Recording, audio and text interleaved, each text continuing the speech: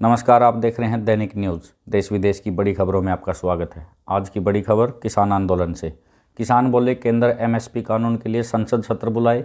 5 फसलों पर एमएसपी का प्रस्ताव ठुकराया। कल दिल्ली कूच करने का ऐलान। शंभू बॉर्डर पर धरना दे रहे पंजाब के किसान बुधवार को दिल्ली रवाना होंगे। किसानों ने यह फैसला केंद्र के साथ मीटिंग के बाद लिया। केंद्र ने कपास, मक्का, मसूर, अरहर, उड़द यानी 5 फसलों पर एमएसपी देने का प्रस्ताव दिया था।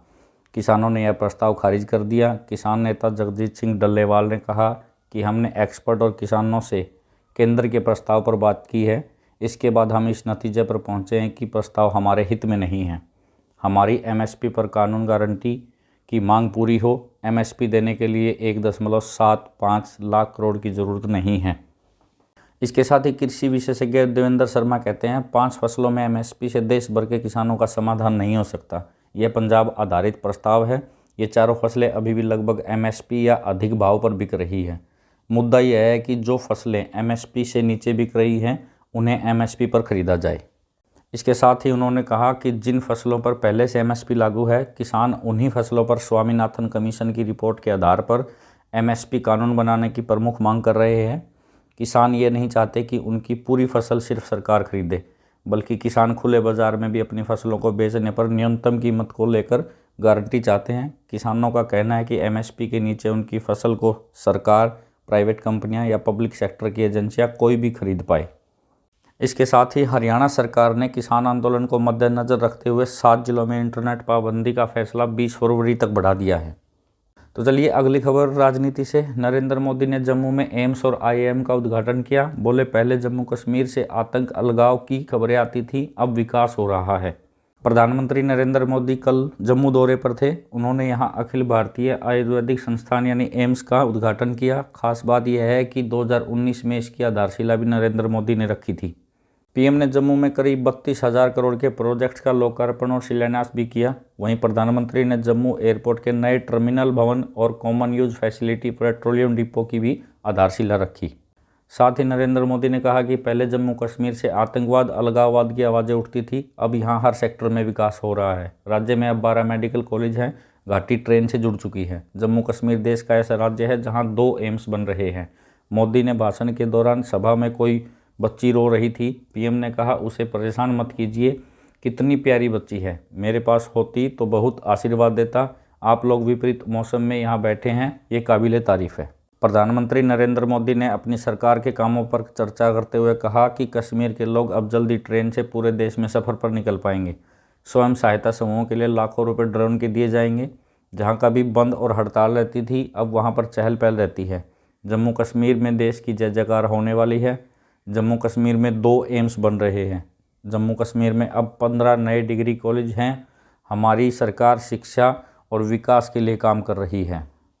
अगली खबर चुनाव आयोग से। कैसे कराना है चुनाव, कैसे जांचेंगे नामांकन। प्रशासन अकादमी में 1 मार्च तक डीईओ, सहायक रिटर्निंग ऑफिसरों की ट्रेनिंग। लोकसभा चुनाव के लिए आचार संहिता लागू होने से पहले चुनाव आयोग जिला उप निर्वाचन अधिकारियों और सहायक रिटर्निंग अधिकारियों को चुनाव की बारीकियां सिखा रहा है। आचार संहिता लागू होने के बाद आपराधिक प्रकरण वाले उम्मीदवारों के नॉमिनेशन के साथ नामांकन पत्रों की गहन समीक्षा को लेकर आयोग द्वारा तय की गई गाइडलाइन से इन अफसरों को अवगत कराया जा रहा है। इसके साथ ही वनरेबलिंग मैपिंग और पिछले चुनाव के मुकाबले वोटिंग प्रतिशत बढ़ाने को लेकर अपनाई जाने वाली प्रक्रिया पर भी प्रशिक्षण देने का काम किया जा रहा है। प्रशिक्षण के दौरान हर जिले की परिस्थितियों के हिसाब से डिस्ट्रिक्ट इलेक्शन मैनेजमेंट प्लान तैयार करने की प्रक्रिया की जा रही है। चुनाव आयोग द्वारा पिछले माह 19 जनवरी से 29 जनवरी के बीच 3 चरण में लोकसभा चुनाव तैयारी की ट्रेनिंग जिला निर्वाचन अधिकारियों और कलेक्टरों को दी गई थी। इसलिए इस प्रशिक्षण में कलेक्टरों को नहीं बुलाया गया है। आयोग चूंकि मतदाता सूची के अंतिम प्रकाशन के बाद अब कभी भी चुनाव कार्यक्रम को घोषित कर सकता है, इसलिए चुनाव संबंधी सभी तैयारियों को पूरा करने में मुख्य निर्वाचन पदाधिकारी कार्यालय जुट गया है। प्रशासन अकादमी में चल रही ट्रेनिंग में एक साथ 8 अधिकारियों को प्रशिक्षण देने का काम किया जा रहा है, जिसमें उप जिला निर्वाचन अधिकारी और सहायक रिटर्निंग अधिकारी शामिल हैं। प्रशिक्षण देने का यह कार्य 1 मार्च तक लगभग चलता रहेगा। कल से शुरू हुए प्रशिक्षण कार्यक्रम में मुख्य निर्वाचन पदाधिकारी अनुपम राजन भी पहुंचे थे। इस दौरान राजन ने कहा था कि हर चुनाव का नया चुनाव होता है, इसलिए अधिकारी किसी भी तरह की लापरवाही न करें और चुनाव कार्य को गंभीरता से लें। अगली खबर क्रिकेट जगत से। रोहित शर्मा ने लिखा, ये आजकल के बच्चे। रोहित ने अलग अंदाज में यशस्वी, सरफराज और जुरेल की तारीफ की। यूएस तारों की फोटो इंस्टाग्राम स्टोरी पर भी लगाई। दूसरी क्रिकेट से खबर है कि आनंद महिंद्रा ने सरफराज के पिता को थार ऑफर की, कहा हिम्मत नहीं छोड़ना। सरफराज ने राजकोट में टेस्ट डेब्यू किया। राजकोट में इंग्लैंड के खिलाफ तीसरे टेस्ट में भारत के लिए टेस्ट क्रिकेट में डेब्यू करने के साथ ही सरफराज खान का लंबा इंतजार खत्म हो गया। भारतीय टीम के लिए सरफराज ने पहला इंटरनेशनल मैच उनके पिता नौशाद के सामने खेला, जो क्रिकेटर की सबसे बड़ी प्रेरणा बने हुए हैं।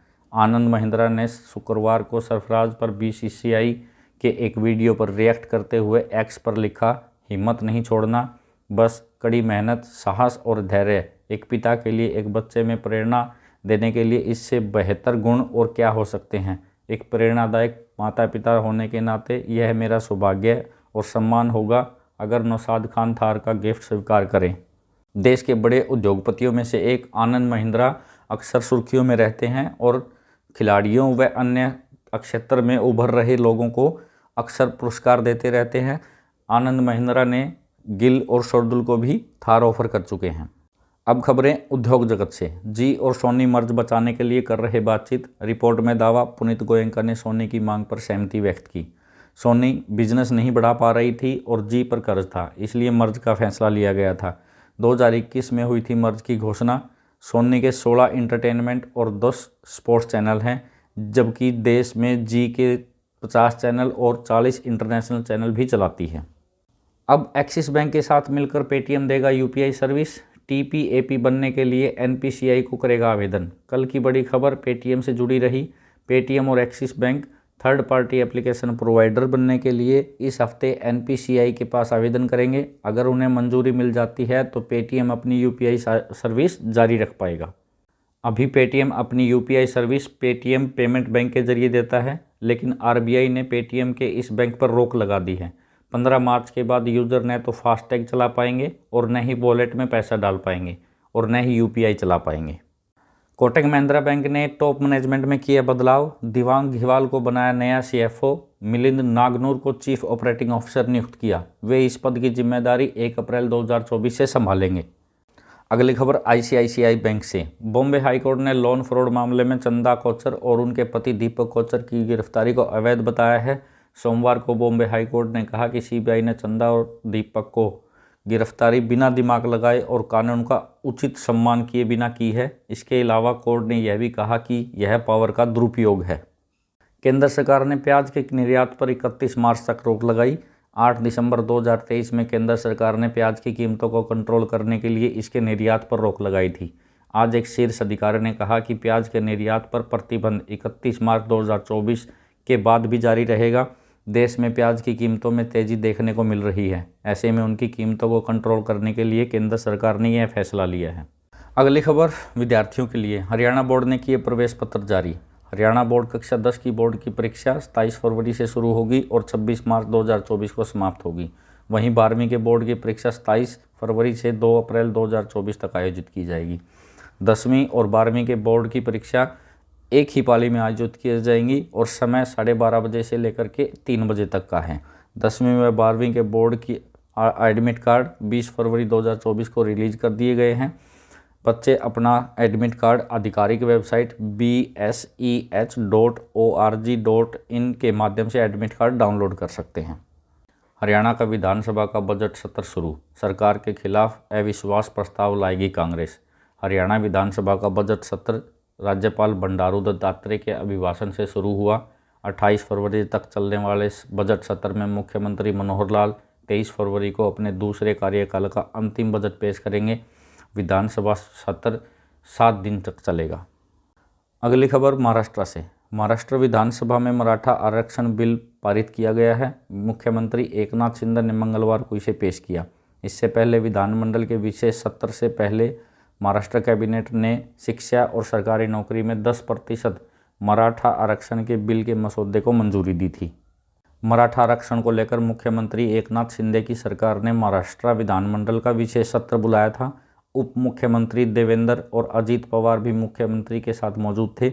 सरकार का मकसद है अन्य समुदायों के लाभों को प्रभावित किए बिना मराठा समुदाय को स्थायी आरक्षण प्रदान किया जाए। विधानसभा में पारित होने के बाद सीएम एकनाथ शिंदे ने मराठा आरक्षण विधेयक को महाराष्ट्र विधान परिषद में पेश किया है। अब विधान परिषद में इस पर चर्चा होगी और फिर वोटिंग कराई जाएगी। अगली खबर सीनियर सिटीजन के लिए खुशी की खबर है। SCSS में मिल रहा 8.2% सालाना ब्याज, फिक्स डिपॉजिट पर 7.50% तक इंटरेस्ट। सीनियर सिटीजन के लिए सुरक्षित निवेश में बेस्ट 4 ऑप्शन बताए गए हैं। सीनियर सिटीजन सेविंग्स स्कीम की कुछ खास बातें। SCSS में सेक्शन 80C के तहत टैक्स छूट का लाभ मिलता है। इस स्कीम के तहत जॉइंट खाता भी खुलवा सकते हैं। ब्याज कटौती मिलता है और अप्रैल, जुलाई, अक्टूबर व जनवरी के पहली वर्किंग डे को क्रेडिट कर दिया जाता है। डिफेंस से रिटायर हुए 50 साल से अधिक और 60 वर्ष से कम उम्र के लोग कुछ कंडीशन के साथ इस योजना में निवेश कर सकते हैं।